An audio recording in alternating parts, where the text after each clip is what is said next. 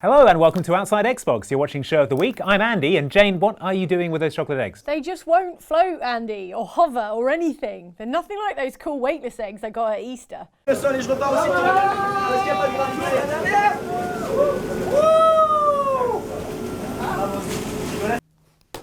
See? Nothing. Are you going to eat those? Yes.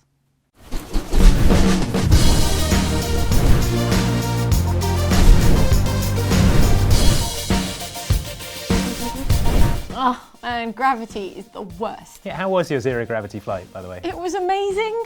I wish everything could be weightless all the time. And when are we going to see your video about it that you promised? Next week, after I've fully recovered from weightlessness, because everything's so heavy, see? Like, how do you live with it? Okay, well in the meantime, how about we talk about Cities Skylines coming out on Xbox One? I guess. Is it weightless? Hey Jane, it's cities. Manhattan alone weighs over 250 billion tons. Oh. Cheer up, Jane. So what if every structure in Cities Skylines is subject to the pervasive, crushing force of Earth's gravity? It's a cool city builder that's coming at last to console. Besides, if your skyscrapers weren't tethered to the ground by the law of universal gravitation, they'd all float away like so many reinforced concrete balloons. That's just science. And as you can see in this recent video in which we played Cities Skylines, we are raring to explore strange new roads, to seek out new nightlife and new specializations, and to boldly create light residential districts where no mayor has created light residential districts before. This is a prestigious housing development in the O. Yeah, imagine. It's like living on, I don't know, that palm tree in Dubai or something. Like many a city building simulation before it, Cities Skylines makes you the almighty micromanager of a new city, which you will build from scratch by placing roads and pipes, by designating zones for different uses, and providing such public services and unique buildings as you see fit. Between your artful city building and your careful deployment of policies and taxes, it's your job to keep your population happy and growing in a gleaming beacon of modern urban development. Unless, like us, you decide it's actually your job to erect a giant statue to yourself as fast and expensively as possible. About time we got a statue. Of the mayor. Let me see it, I want to see it. Yeah, it needs power.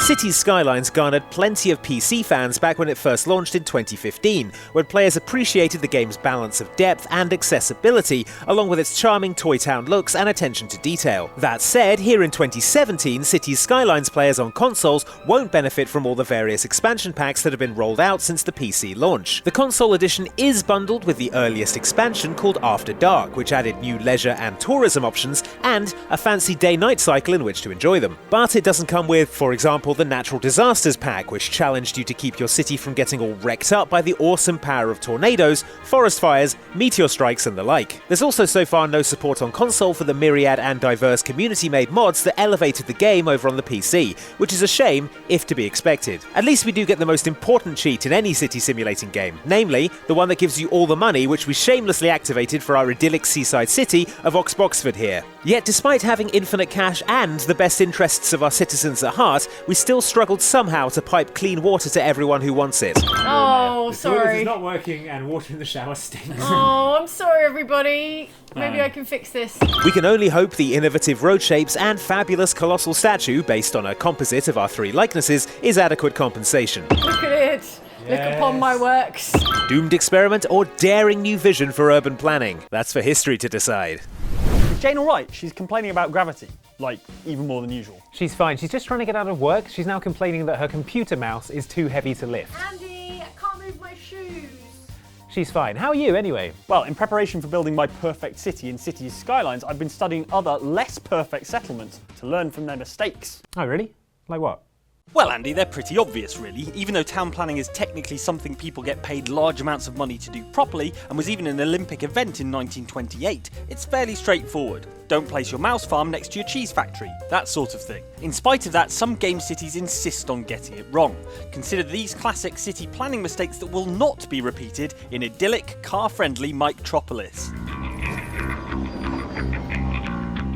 I saw something no one was meant to see. The first thing that's definitely off the list is a vast semi-sentient computer system that runs the city for me, like in Watch Dogs. Sure, it'd be useful to take the more menial tasks of public transport, crime prevention, and making bollards go up and down off my hands as mayor, but the problem is, these systems are extremely hackable. Trenchcoat-wearing walking misery party Aidan Pierce has such extensive access that he can disrupt essential city systems, take control of vehicles, and profile the citizens of Chicago all from his mobile phone.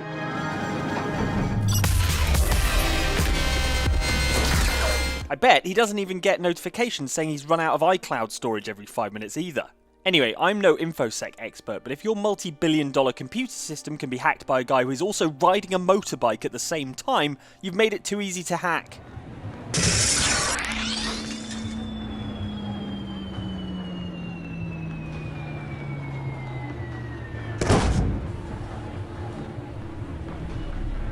I also won't be constructing my city on a series of constantly shifting plates like Anachronox from 2001's Anachronox.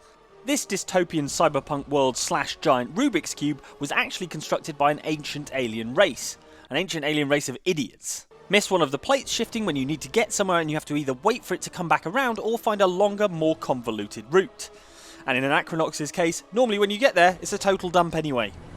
Hit me. Hasn't there been enough of that? How are you supposed to turn up to work on time when your commute can be anything from a 5-minute walk to a 3-hour meander? Wait, I've just thought of a brilliant excuse for turning up to work late. I am Andrew Ryan, and I'm here to ask you a question. Is a man not entitled to the sweat of his brow? Having endured 15 hours of clobbering murderous splicers while trapped in an Art Deco metropolis at the bottom of the ocean, I've taken a few pointers from Bioshock's underwater city of Rapture. Number 1 being, don't build your city underwater. Quite aside from the increasingly farty quality of the air, it means that when everyone goes bonkers from abusing genetic modification, there's no easy way to skip town. How do you like that,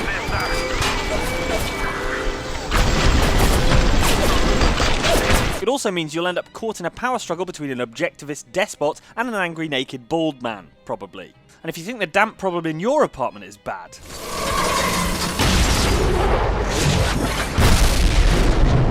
According to the story, Andrew Ryan built Rapture to be a place free from the burden of societal norms and government meddling. But you do realise you don't have to be entirely submerged in international waters to be in international waters, right?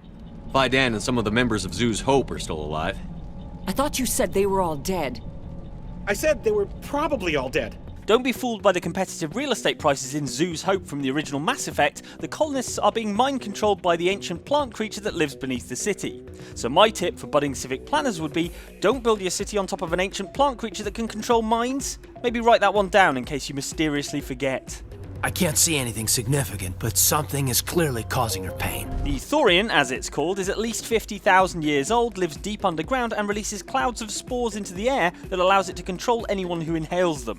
If a victim refuses a directive, they are subject to extreme pain, conditioning them to obey the Thorian's wishes. This makes the settlers of Zoo's Hope act strangely and become aggressive when Commander Shepard arrives on the scene. As if we don't have enough problems. In retrospect, putting hope in the name of the town just looks cruelly ironic, doesn't it? This is Vicky Vale reporting live from Arkham City, the controversial super prison built right here in the heart of Gotham.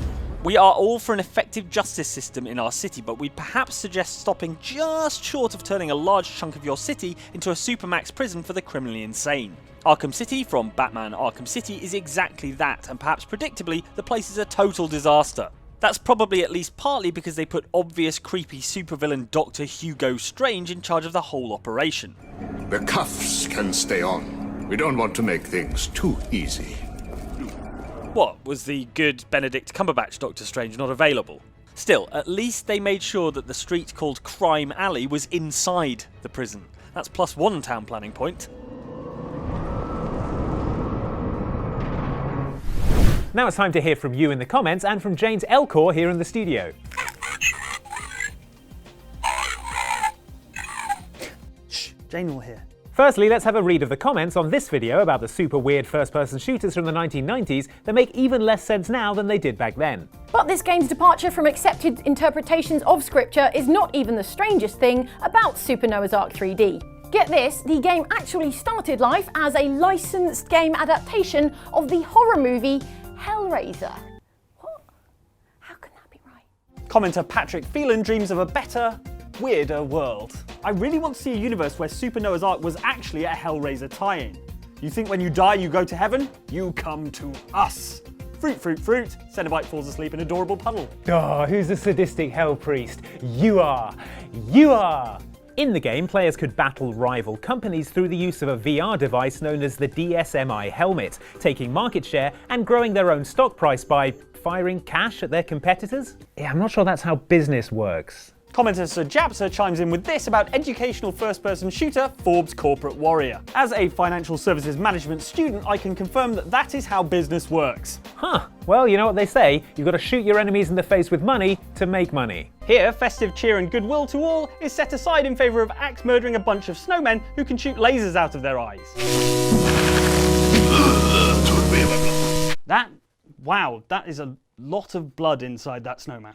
And observing the unimpeachable fashion sense of both me and Andy, commenter Dorks and Dragons says, Jane didn't get the memo that it was wrestling shirt day. Yeah, I thought you were going to tell her, man. I did. Her Ric Flair robes were in the wash. Next up, it's time for the comments about our most recent adventure from Red Dead Redemption, in which we hustled a bunch of rubes to help a sneaky snake oil dealer in order to redeem ourselves, eventually, somehow. And 67% of you wanted us to do snake oil guy missions, Mike. How do you feel about that? Sorry, ever Mike. Told you how much I hate this guy? Yeah, we're He's going to the go worst. and see Nigel West Dickens. Commenter Aaron McDonald feels for you, Mike, and says, a formal apology to Mike for making him relive all his repressed memories of Snake Oil Guy. Press F to pay respects. Thank you, Aaron. Finally. On the other hand, Mike, commenter Liam R appreciates your work and says, Dead-eye him in the penis is my new favourite quote by Mike, haha. Do you want to become Dead-eye in the penis, dead-eye in the penis. Not gonna Dead-eye him in the penis. No. Haha, classic me. Here he comes. Orson, you missed it. I shot a hat out of the Where air. have you been? Whoa. I disarmed a guy in a duel. I beat him up. Orson Welles is like, I have adventures too, John. Yeah, I was doing horse adventures. I've got a rich horse life that you don't see. At which commenter I am the Ace 5 comments, a rich horse life that you don't see. Wow, when you put it that way, I really want to see the life and adventures of Orson Welles. Don't we all, I am the Ace 5. Don't we all?